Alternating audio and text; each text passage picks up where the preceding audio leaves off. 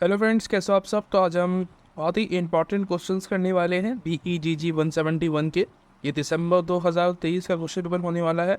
और आपकी इन्फॉर्मेशन के लिए एक बात तो बता दूं कि इससे पहले भी मैंने काफ़ी सारी वीडियोस बना रखी है इसके ऊपर, ठीक है।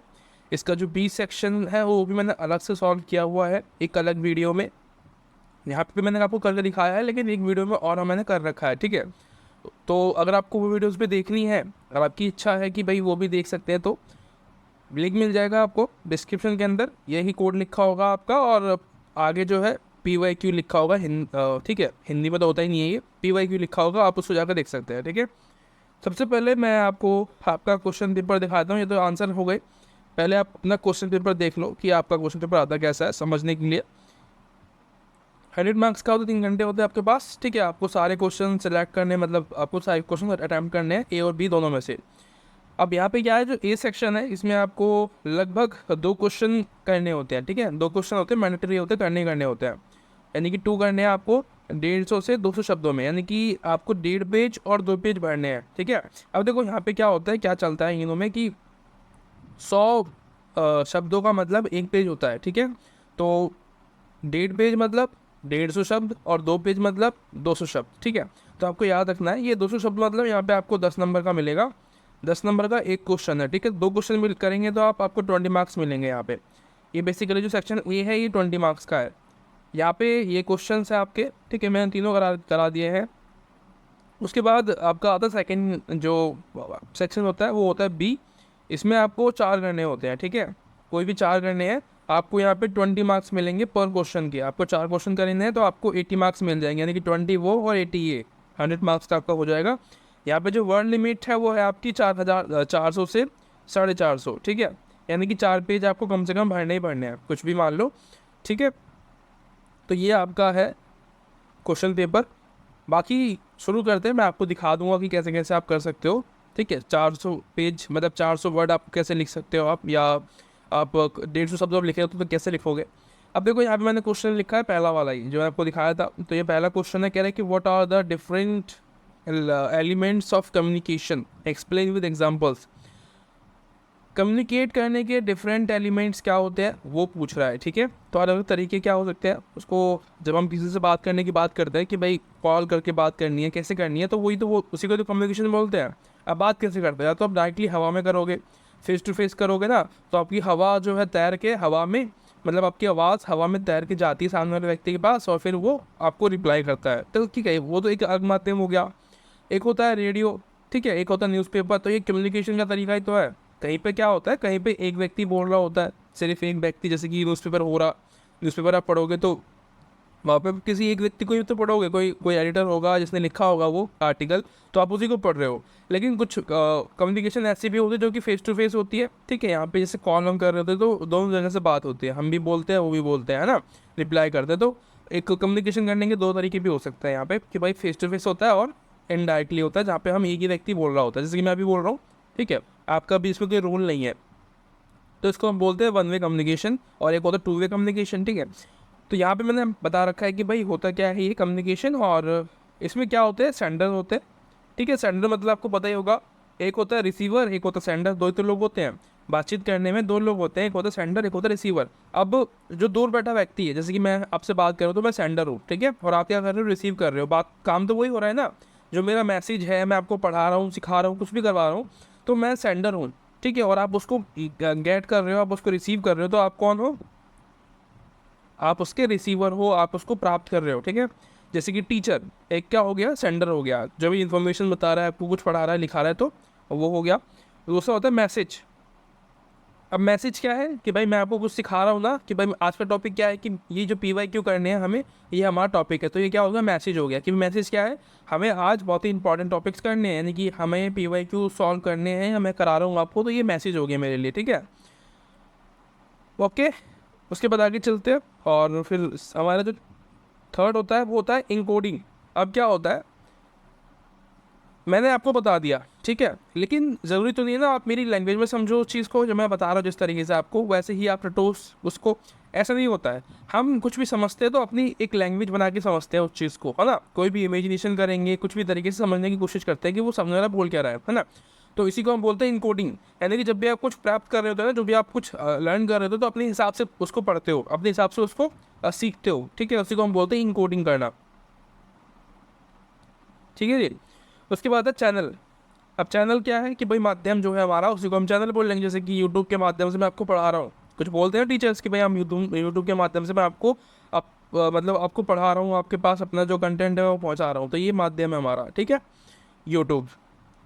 माध्यम और भी तो हो सकते हैं, फ़ोन कॉल्स हो गया, आपका ईमेल हो गया, फेस टू फेस हो गया, ये आपके माध्यम हो गए। चैनल जो है, इस चैनल से आप जो है काम का जो आप कुछ भी कर रहे हो, मैं आपको इंटरनेट के थ्रू, जो इंटरनेट हमारा माध्यम हो गया कि भाई यूट्यूब के इंटरनेट चलता है ना, तो इंटरनेट हमारा माध्यम हो गया मेरी बात आप तक पहुंचाने का, ठीक है। ऐसे ही कॉल करते हैं हम किसी को, तो ये भी क्या है, माध्यम है। ये मोबाइल कॉल से हम किसी को अपनी बात बता रहे हैं, ईमेल से बता रहे हैं, या लगा फेस टू फेस बता रहे हैं, तो वो उसमें माध्यम क्या काम करेगा, हवा, ठीक है। हवा हमारी बात किसी और तक पहुंचाएगी, तो वो हमारा माध्यम हो गया, ठीक है। ये बहुत आसान सा है यार, इसमें कुछ है नहीं इतना। उसके बाद होता है डिकोडिंग, कि भाई इन मैसेज बाय द रिसीवर, जो भी मतलब मैसेज भेजा गया है आप उसको कैसे समझ रहे हो, ठीक है। एक होता है इनकोडिंग, ठीक है। इनकोडिंग मतलब देखो यहाँ पे गलत हो गया थोड़ा सा। इनकोडिंग जो है होता है, मैं आपको जो बता रहा हूँ, अपने थॉट्स बता रहा हूँ, जो अपने जिस तरीके से मैं आपको एग्जांपल्स देके समझाने की कोशिश कर रहा हूँ, इसी को हम बोलते हैं इनकोडिंग। और जो मैंने आपको बताया था वो यहाँ पे आप ऐड कर लेना, ठीक है। थोड़ी सी गलती हो गई, सॉरी फॉर दैट, जोश जोश में कभी कभी ऐसा हो जाता है, ठीक है। तो डिकोडिंग मतलब यानी कि जिस तरीके से आप उसको समझोगे उसको डिकोडिंग बोलेंगे, ठीक है जी। रिसीवर क्या होता है, यानी कि जो प्राप्त करता है, यानी कि जो आप लोग हो, आप रिसीवर हो गए कि भाई मैं सेंडर हूँ और आप रिसीवर हो, ठीक है। उसके बाद फीडबैक, ये तो बहुत अच्छी चीज़ है ना। अगर आप मुझे फीडबैक देते तो मुझे पता चलता है कि मेरी जो मेरे ऊपर मतलब मेरे को क्या काम करना चाहिए, क्या नहीं करना चाहिए, है ना। तो कुछ कमियां होगी तो आप मुझे बताना कमेंट करके, इस वाले वीडियो में भी। हाँ, एक हो गई है अभी ऊपर कि भाई मैंने डिकोडिंग गलत बता दिया आपको, इनकोडिंग, पर मैंने फिर बाद में उसको सही कर दिया था। तो ये क्या है, ये फीडबैक आप मुझे बताओ कि भाई हाँ कोई बात नहीं, जो भी था अच्छा है या बुरा है, आपकी राय ज़रूर मानी जाएगी, ठीक है। या फिर कोई यार आपको कोई और वीडियो चाहिए, किसी और टॉपिक पर चाहिए, तो आप मुझे बता सकते हैं, ठीक है। फीडबैक में क्या होता है, आप बेसिकली कमेंट कर रहे होते हो, ठीक है। यानी कि भाई आप उसको ना जवाब दे रहे हो कि आपकी जो वीडियो है पसंद आई है, नहीं पसंद आई है, तो ये एक तरीके से स्टेटमेंट है। ये क्या हो रहा है, आप रिस्पॉन्स कर रहे हो सामने वाले को, जो भी उसने बताया है आपको, जो भी आपने सुना है, फिर बाद में आप क्या करते हो, फीडबैक देते हो, रिस्पॉन्स करते हो कि हाँ ठीक है, या थोड़ा बहुत ठीक ठाक है, अच्छा हो सकता है, इस तरीके से, ठीक है। इसी को हम फीडबैक बोलते हैं। उसके बाद होता है नॉइस। नॉइस क्या होती है, ये आपके बैकग्राउंड नॉइस जो होती है उसी को बोलते हैं कि भाई जब भी आप मोबाइल पर बात कर रहे हो तो बैकग्राउंड नॉइज जो है आपको परेशान करती है ना। तो भाई छी छी पीछी पीछी जो जैसे आवाज़ आ रही होती है ना, कभी कभी पता चल रहा है कोई सामने वाला व्यक्ति है, हवा मतलब हम बाइक पे बैठे हुए हैं, तो वहाँ पे आवाज़ आती है, नॉइस, बैकग्राउंड नॉइस बन जाती है वो हमारी, उसी को बोल रहा है। और कॉन्टेक्स्ट मतलब कहते हैं ना कि भाई ये जो मीटिंग है वो इस कॉन्टेक्स्ट में होने वाली है, इस विषय पे होने वाली है, तो उसी को हम कॉन्टेक्स्ट बोलते हैं, ठीक है। अ फॉर्मल बिजनेस मीटिंग, यानी कि भाई सिचुएशन और सिटिंग इन विच कम्युनिकेशन अक्योर्स, ठीक है, जिस बारे में हम बात करने वाले हैं वो टॉपिक, ठीक है, या कम्युनिकेशन जिस पे हम शुरू करने वाले हैं उसी को हम बोलते हैं कॉन्टेक्स्ट में, ठीक है जी। ये हो गया। अब हम बात करते हैं एक नेक्स्ट क्वेश्चन के बारे में, जो कि है सेकंड, कह रहा है कि list the different types of advertisement you find in newspaper and magazine. तो इसमें क्या होता है, आपको अलग अलग तरीके के जो न्यूज़पेपर्स हैं उनके बारे में बताना है, जो आपको मैगजीन्स में दिखाई देते हैं, ठीक है। अब यहाँ पे क्या है, मैगजीन्स जो न्यूज़पेपर्स होते हैं वो आपको बताने की भाई कैसी कैसी न्यूज़ वहाँ पे आपको देखने को मिलती है। पहले मैंने आपको थोड़ा सा इंट्रो लिखा है छोटा सा कि भाई क्या है, हम क्या बात करने वाले हैं। उसके बाद मैंने यहाँ पे जो है एक एडवर्टाइजमेंट के बारे में लिखा है कि क्या क्या इसके क्या हो सकते हैं, डिफरेंट टाइप्स क्या हो सकते हैं, ठीक है, एड्स के। सबसे पहला जो टाइप मैंने लिखा है वो लिखा है क्लासिफाइड एड। इसमें क्या होता है, ये बहुत छोटी होती है, ठीक है, और जो इसमें सिर्फ आपको टेक्स्ट देखने को मिलते हैं, यानी कि लिखा हुआ होगा, ठीक है, लिखावट होगी कि भाई एक के साथ एक फ्री, इस तरीके से लिखावट वाली जो है वो होती है। अब इसमें इसका जो यूज़ होता है वो कहाँ होता है इस्तेमाल, कि भाई जॉब पोस्टिंग हो रही है तो उसमें आपको लिखा हुआ मिल जाएगा कि आप फोर सेल, या फिर जैसे डिपार्टमेंट रेंटल के लिए है, रूम रेंटल के लिए रखी हुई है, तो वो क्या होता है, वो क्लासीफाइड एड्स होती है, ठीक है। कि भाई किसी पर्सन आप जो है पर्सनली कुछ सेल कर रहे हो तो उसके लिए आप ऐड लगाते हो, तो वो क्लासीफाइड एड्स के अंदर आती है, ठीक है। एक होता है डिस्प्ले ऐड। इसमें क्या होता है, ये लार्ज थोड़ी सी बड़ी बड़ी होती है, ठीक है, और ये थोड़ी थोड़ी ज़्यादा देखने को आपको मिलती है, ठीक है। इसमें क्या होता है, मतलब देखने के लायक होती है, विजुअल्स अच्छे होते हैं कि भाई आप देखते हो इनको, है ना, खूबसूरत होती है देखने में। तो इसमें आपको टेक्स्ट भी मिलती है, इमेज भी मिलती है, तो ये इसलिए जो है इनको इस्तेमाल किया जाता है, ठीक है। इसमें टेक्स्ट वगैरह भी होते हैं, इमेजेस भी होते हैं, तो लोग ज़्यादा आकर्षित होते हैं देखने के लिए। जैसे कि आप देखते हो ना, पोस्टर्स लगे होते हैं बड़े बड़े, बड़ी बड़ी शॉप होती है तो वहाँ पे पोस्टर्स लगे होते हैं, या फिर आप कभी सड़कों पर चलते हो तो वहाँ पे बड़े बड़े बैनर्स लगे होते हैं कि भाई इस चीज़ के लिए, जैसे कि वाटर पार्क है तो गर्मियों में, तो उसके लिए दिखाते हैं कि भाई वाटर पार्क फ्री, या फिर मतलब जितने भी पैसे होते हैं वो लिखते नहीं है वहाँ पे, फिर बताते हैं कि यहाँ पे आ जाओ, बात करो हमसे आने आके। तो ये जो है एडवर्टाइजमेंट के तरीके होते हैं। उसके बाद होता है एक फ़ोटो एड्स, इसमें आपको सिर्फ फ़ोटो देखने को मिलती है, ठीक है। एड्स फीचरिंग फोटोग्राफी, जैसे कि इसमें जो प्रोडक्ट होता है, जो सर्विस होती है, उसको दिखाने के लिए, जैसे कि होटल्स वगैरह है, तो कोई बहुत ज़्यादा आलिशान होटल है तो उसको दिखाने के लिए जो है उसकी पूरी बिल्डिंग की फ़ोटो खींची जाती है ना। या फिर भाई रेंटल देने के लिए जो है, या ख़रीदने के लिए लोगों से बिल्डरों ने बनाई है, तो वो लोगों को ख़रीदने के लिए बोलते हैं कि भाई ख़रीद लो हमारी, है ना। तो उसी को हम फ़ोटो एड्स बोलते हैं। उसके बाद इलस्ट्रेशन एड्स होती है, यानी जिसमें आपको इलस्ट्रेशन देखने को मिलती है और ड्राइंग टाइप में होती है, यानी यहाँ पे कुछ भी असली नहीं होता है, वो ड्राइंग बनाई हुई होती है ना।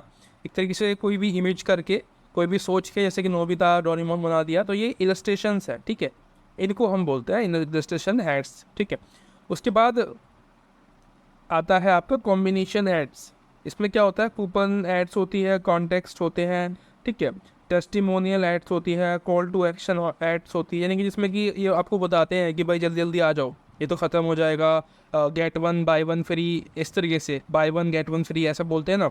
तो वो कॉम्बिनेशन एड्स होती है, ठीक है, जिसमें कि आपको डिस्काउंट कूपन के बारे में बताते हैं कि भाई अगर आप ये खरीदोगे तो आपको डिस्काउंट कूपन मिलेगा साथ साथ में, जिससे कि आप कुछ और खरीद सकते हो, ठीक है। तो ये कॉम्बिनेशन एड्स होती है। उसके बाद आती है स्पेशल एड्स। इसमें क्या है, फुल पेज एड्स होते हैं, गेट फॉन्ट एड्स होते हैं, पॉपअप एड्स होते हैं। देखो ये कुछ एड्स ऐसे भी होते हैं जो कि जैसे कि आप ऑनलाइन देखते हो ना, अपने इंस्टाग्राम चलाते होंगे कभी, या फेसबुक चलाते होंगे, या फिर वेबसाइट पे जब आप खरीदते हो गूगल वगैरह पे, तो वहाँ पे आपको पॉपअप दिखाई देता है बार बार।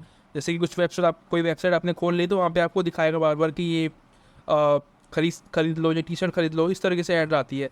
वो बहुत सारी एड्स फ्रॉड भी होती है, ठीक है। तो ये होती है। उसके बाद फुल पेज वगैरह भी होता है उसमें, जैसे कि न्यूज़पेपर है, पूरा पेज जो है न्यूज़पेपर का भर गया एक ही ऐड से, है ना। तो इसी को हम बोलते हैं स्पेशल एड्स। उसके बाद इन्फोग्राफी एड्स। इसमें क्या होता है, aids that use visual representation of data to tell a story, ठीक है। यानी कि कोई चीज़ को एक्सप्लेन करने के लिए आपको इन्फोग्राफी एड्स जो है बनाने की कोशिश करते हैं वहाँ पे, ठीक है जी। अब जैसे कि अभी फ़िलहाल में हमारा बजट आया था इंडिया का 2024 के लिए, तो उसमें आपको देखने को मिला कि जो पहला पूरा पेज था वो भरा हुआ था, है ना, वहाँ पे भरा हुआ था। और साथ साथ में जो है जो लीडर्स थे हमारे, ठीक है, जो अभी केंद्र में है वो तो थे ही, लेकिन जो उनके अगेंस्ट में है, ठीक है, वो पार्टियां भी थी, तो उन दोनों को साथ में दिखाया गया था, तो कुछ दिखाने की कोशिश की जा रही थी उसके ज़रिए, तो उसी को हम बोलते हैं इन्फोग्राफी एड्स, ठीक है, जहाँ पे कुछ आपको सिखाने की कोशिश की जाती है, ठीक है, उसी को बोलते हैं। अब कभी कभी ना एक न्यूज़पेपर्स में आपको कार्टून भी देखने को मिलते हैं। वो कार्टून में क्या होता है, आपको कुछ ना कुछ दिखा रहे होते हैं, कार्टूनिस्ट जो बनाता है वो बहुत ज़्यादा सोच समझ के बनाता है, आपको कुछ ना कुछ उस कार्टून से दिखाने की कोशिश की जा रही होती है, ठीक है। तीसरा क्वेश्चन जो है हमारा वो है state the meaning of the term news, ठीक है। न्यूज़ के बारे में बताना है आपको कि भाई न्यूज़ की मीनिंग क्या होती है, और डिस्क्राइब करना है इसके एलिमेंट्स को। बहुत ही आसान सा है, मैंने पहले आपको न्यूज़ बता दिया कि भाई न्यूज़ का मतलब क्या होता है, ठीक है।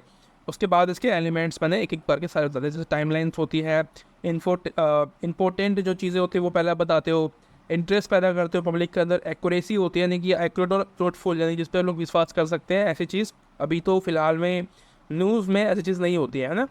और ऑब्जेक्टिविटी होती है। इसमें क्या होता है कि आप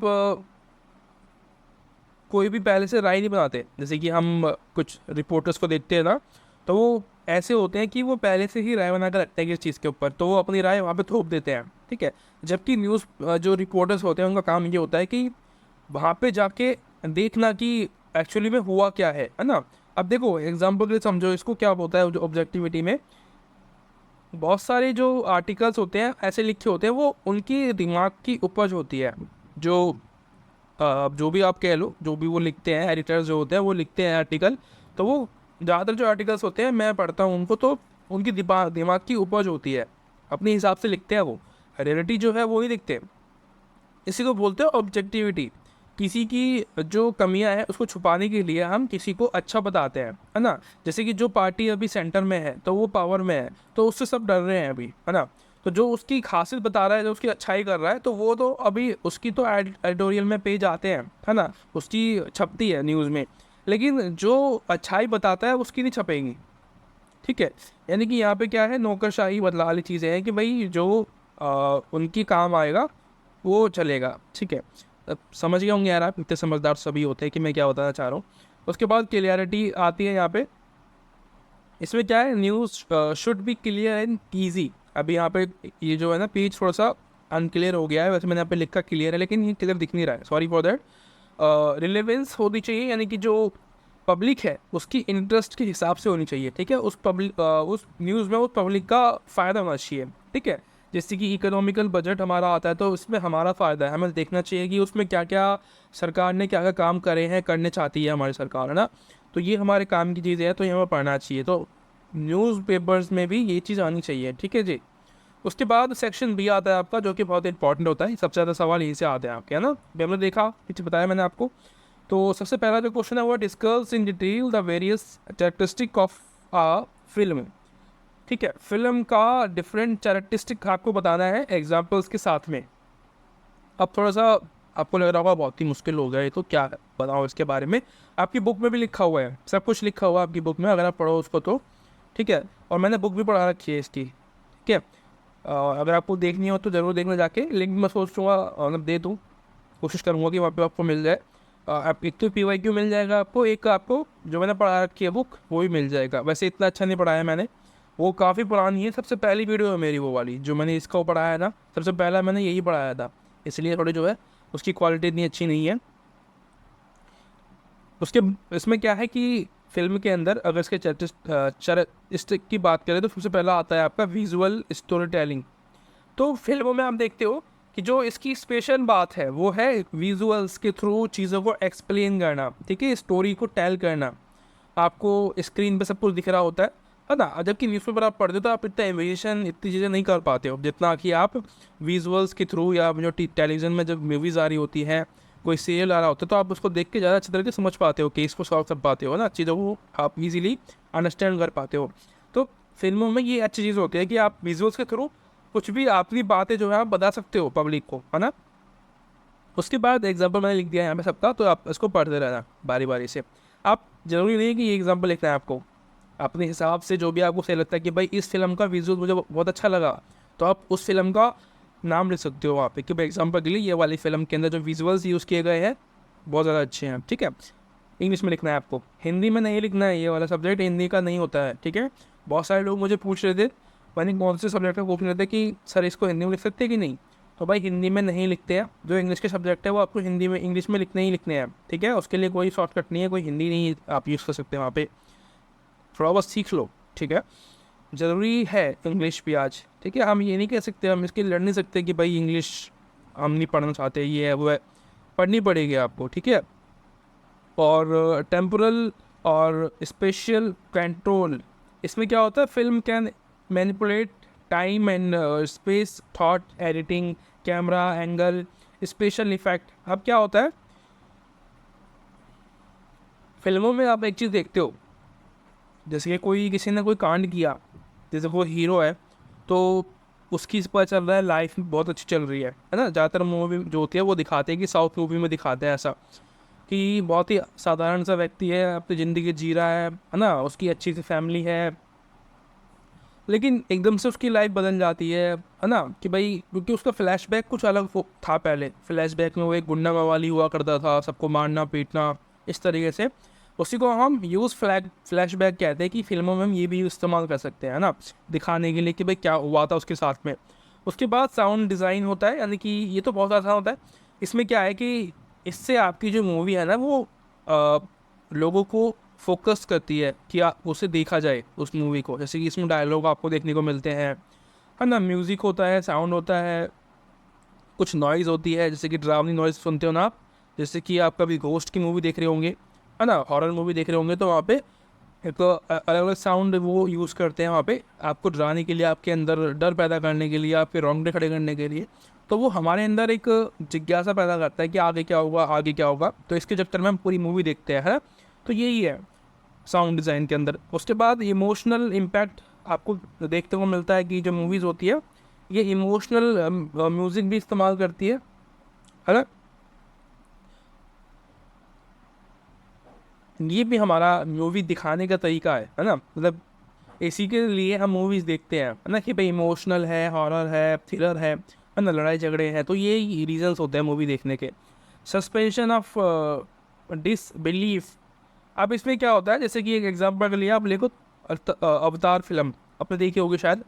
इसमें क्या है, अवतार एक तरीके से एलियंस दिखाए हैं जिनकी एक अलग एक मॉडर्न टाइप की सिविलाइजेशन है ना। तो उसमें क्या है कि हम उसको अगर एक्सेप्ट ना करें कि भाई ऐसा कुछ होगा या नहीं होगा, हम उस फिल्म को एंजॉय नहीं कर पाएंगे, है ना। तो उसके लिए हमें क्या करना चाहिए कि हमें उस फिल्म को एंजॉय करना चाहिए कि यार जो भी है ठीक है ना। हमें तो फिल्म देखनी है, हमें तो मज़ा करना है ना। भाई एक्शन है, उसमें थ्रिल है, इतना बढ़िया, मतलब इतना अच्छी जो है उसमें इसको क्या बोल सकते हैं हम, डिज़ाइन है, ग्राफी जो कर रखी है, इतनी अच्छी एडिटिंग कर रखी है फिल्म के अंदर, इतना देखने में मज़ा आता है उसमें ना, उससे ध्यान नहीं हटता। अभी अवतार 2 भी आई है शायद, नया वाला जो अवतार है वो वाली भी मूवी आई है, अभी तक मैंने नहीं देखी है। तो मैं तो यही वाली देखी थी अवतार, सबसे पहले वाली। तो बहुत ही मतलब अच्छी है, सस्पेंशन है, बिलीव। अगर आप उसमें क्या होता है ना, हम कुछ लोग ऐसे होते हैं बहुत ज़्यादा प्रैक्टिकल हो जाते हैं, है ना, फिल्मों के लिए भी, कि भाई फिल्मों में ये दिखा रहे हैं ये तो सही नहीं है बिल्कुल भी। कभी कभी हमें फ़िल्म देखनी चाहिए बस देखने के लिए, है ना, इन्जॉयमेंट के लिए, कि हाँ भाई मज़ा आया देखने में, एक अलग दुनिया से आप जुड़ने की कोशिश करो। तो वो भी जो है ज़रूरी है हमारा, है ना, एंटरटेनमेंट के लिए करना चाहिए कभी कभी। उसके बाद कल्चरल और सोशल सिग्निफिकेंस। इसमें क्या है कि हमारी जो फिल्में होती है वो हमें ये भी दिखाती है कि हमारा जो कल्चर है, जो सोसाइटी है, जो ह्यूमन नेचर है, वो दिखाने का काम करती है हमारी मूवीज़, ठीक है। हमारी मूवीज़ नहीं, सवाल सारी मूवीज़ मोस्टली दिखाने की कोशिश करती है। Medium for development. इसमें क्या है, डेवलपमेंट का मतलब है कि भाई ये ना, ये जो मूवीज़ होती है ना, इससे हमारी गवर्नमेंट पैसा कमाती है, ठीक है। पैसा कमाती है हमारी गवर्नमेंट जीएसटी से, मतलब अलग अलग तरीके से पैसा उसको मिलता है। तो ये इकोनॉमी को इंक्रीज़ भी करता है हमारी इंडस्ट्रीज़ में, हमारे इंडिया में। उसके बाद एक आर्ट मीडिया है, या ये जो पॉइंट मैंने बताए हैं ना, ये सारे आपके बुक से लिए हैं मैंने, ठीक है। बाकी तो जो ऊपर जो वाले जो थे ना वो मैंने अलग से लिए हैं, ठीक है। ये वाले ये वाले ये वाले सारे आपके बुक के हैं। तो ये एक आर्ट मीडिया है ना, क्योंकि देखो ना, तरीका कुछ भी एक्सप्लेन किया जाता है तो उसको आर्ट्स के थ्रू बताया जाता है ना। और कोलेबोरेशन होता है, इसमें एक्टर्स होते हैं, डायरेक्टर होते हैं, प्रोड्यूसर होते हैं। मास मीडिया का एक माध्यम है ना, मैकेनिकली रिप्रोड्यूसिबल होता है, इट कैन बी प्रिजर्व्ड, है ना, यानी कि इसको हम संभाल के रख सकते हैं, अपने फ्यूचर में बच्चों को दिखा सकते हैं कि भाई हमारे ज़माने में ऐसी मूवियाँ बना करती थी। आज हम जो हमारे हमारे पापा के, हमारे दादा के ज़माने के जो गाने हैं, जो मूवी है, वो कैसे दिख पाते हैं, क्योंकि वो स्टोरेज में रखी हुई है ना। तो हम उनको बाबा देख पाते हैं, है ना, हम फील कर पाते हैं कि उस समय का जो माहौल था वो कैसा था, कैसी मूवियाँ बनती थी उस समय, ठीक है। उसके बाद आता है सेकेंड क्वेश्चन, जो कि है what are the basic rule to be followed while writing script for the radio broadcast, explain by giving suitable example. अब रेडियो का आता है कि भाई रेडियो एक जो है, जो आप कभी भी रेडियो की स्क्रिप्ट लिखोगे, मान लो ना, एग्जांपल समझ लो कि भाई एक सोच रख लो अपने अंदर कि हाँ ऐसा हो सकता है। तो आपको क्या क्या चीज़ें याद रखनी चाहिए कि जो भी आप लिख रहे हो वो कैसे लिखो कि भाई जिससे पब्लिक आपको देखे, सुने।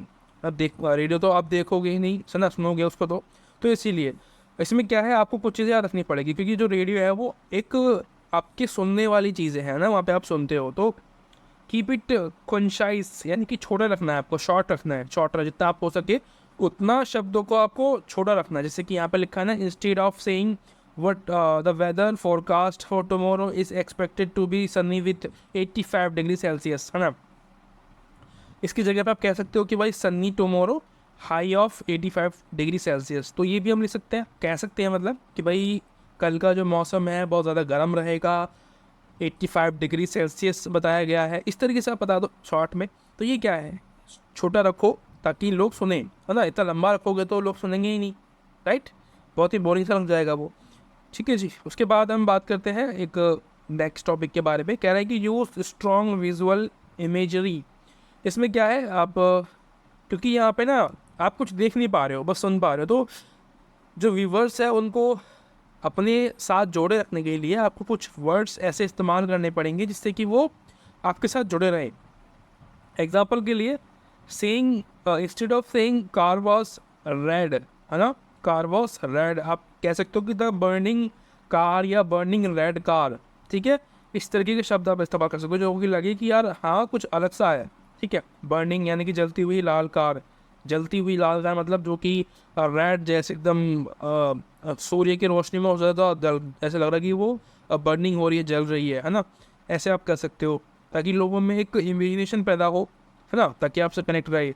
Very the piece of rhythm, है ना, यानी कि आपको ये भी याद रखना है कि जो रिदम है, आप जो फ्लो में बात कर रहे हो वो हमेशा बना रहे, है ना। कहाँ कहाँ पे आपको टोन छोटी करनी है, बढ़ानी है, मीडियम रखनी है, ठीक है, वो आपको याद रखना चाहिए। ठीक है, उसके बाद आपका आता है द क्लियर और सिंपल लैंग्वेज आपको यूज़ करनी है। राइट फॉर द ईयर यानी कि कानों के लिखना है आपको, है ना, मैंने आपको बताया।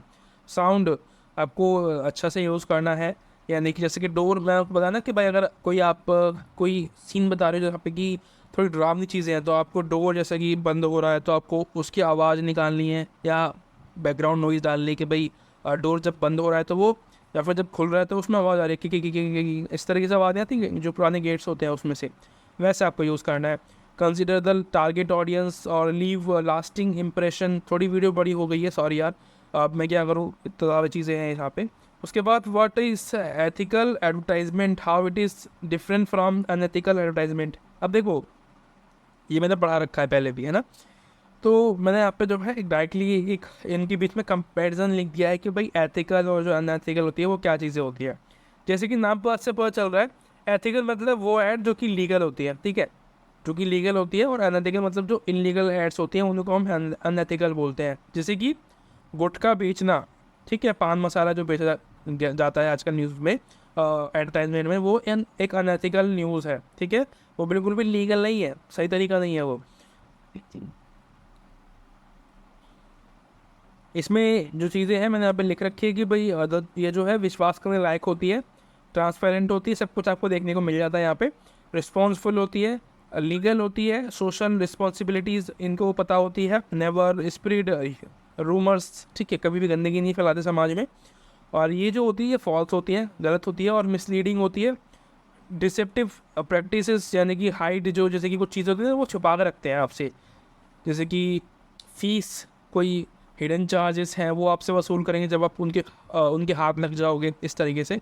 और एक्सप्लोरेशन करते हैं आपका, आपको हार्म फैलाते हैं, मतलब आपको के साथ गलत चीज़ें करते हैं। अनफेयर होती है, ऑफेंसिव होती है, ठीक है, समाज के लिए बिल्कुल बहुत ही खतरा होती है ऐसी न्यूज़, यानी कि ऐसी एडवर्टाइजमेंट्स। ठीक है, तो आशा करता हूँ वीडियो आपको अच्छी लगी होगी, ठीक ठाक लगी होगी। ठीक है, जो भी आपके कमेंट है आप मुझे ज़रूर बताना। इससे यार देखो, मैं ही हूँ यूट्यूब पे जो कि ये वाला काम कराता है, हाथ से लिख के कोई नहीं कराता यूट्यूब पे, आपने कभी भी देखा होगा। तो ज़रूर सपोर्ट करना, मुझे अच्छा लगेगा, और ज़रूर बताना मुझे कमेंट करके कि वीडियो कैसी लगी।